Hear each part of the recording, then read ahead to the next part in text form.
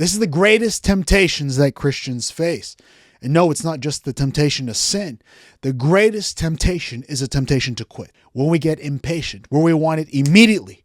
And if God can't do it right now, then I don't want it. He can't do it. I got to find another way to get exactly what he had promised me to get. That's our greatest temptation. We could see the mistakes that people have made all throughout history because of their impatience. There was King Saul, and Saul, the first appointed king of Israel, which God had intended to stay in and reign in power, and that his lineage was going to carry down Christ. His reign ended up getting cut short to where God had to put in Jacob. Because why? Because of his impatience. And in the story of Saul, Saul had to wait for the prophet so he could bless the Israelites and perform the priestly duty and give the priestly blessing so they could win the war. But he didn't wait for the prophet. He ended up getting impatient and he did it himself. Abraham, the father of our faith, was promised a son, and not just by anybody. He was promised a son by God, and he was waiting. He was waiting. And even his own wife got tired of waiting. That Sarah gave him a servant, and he birthed Ishmael. The greatest temptation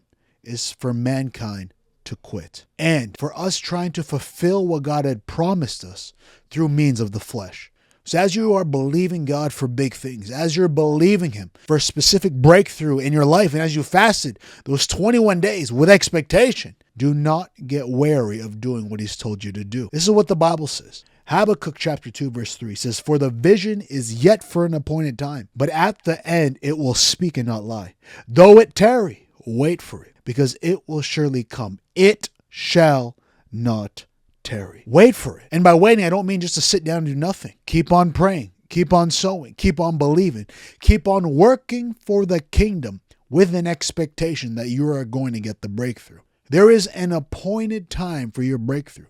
God's timing is perfect. So don't lose heart. Don't lose expectation. Know that it's going to come to pass, and that the vision is going to speak on itself. And God also tells us this in Genesis 18:14. "Is there anything too hard for the Lord? At the appointed time I will return unto you. According to the time of life, Sarah shall have a son." And this is, of course, God speaking to Abraham. But God is assuring Abraham that what he told him he's going to have. There is an assurance for God to fulfill his promise. And the Bible tells us that he's not a man that he should lie, nor the son of man that he would ever change his mind. What God said will come to pass. So all of your promises, so what you've been believing for, what you've been hoping for, what you've been waiting for, expect it to come to pass at God's perfect and appointed time. But don't let him catch you sleeping. Don't let him catch you living in sin. And do not try to force it by trying to produce the breakthrough on yourself. Keep doing what he's called you to do.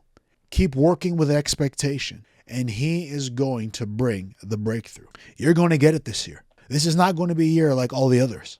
This is not just going to be another year of waiting or another year of stagnation or another year where you just start off strong and then it just slowly dwindles down. This is going to be a year where it's like a crescendo where you're working and working and working and boom, you finally get the breakthrough at the peak. At the appointed time, the vision's going to come to pass and it's going to speak for itself. I'm expecting to hear testimonies and I can't wait to see what God's going to do in your life. So I love you. I'll see you in the next video. Make sure to hit that subscribe button. You're up to date with the next videos. See you soon.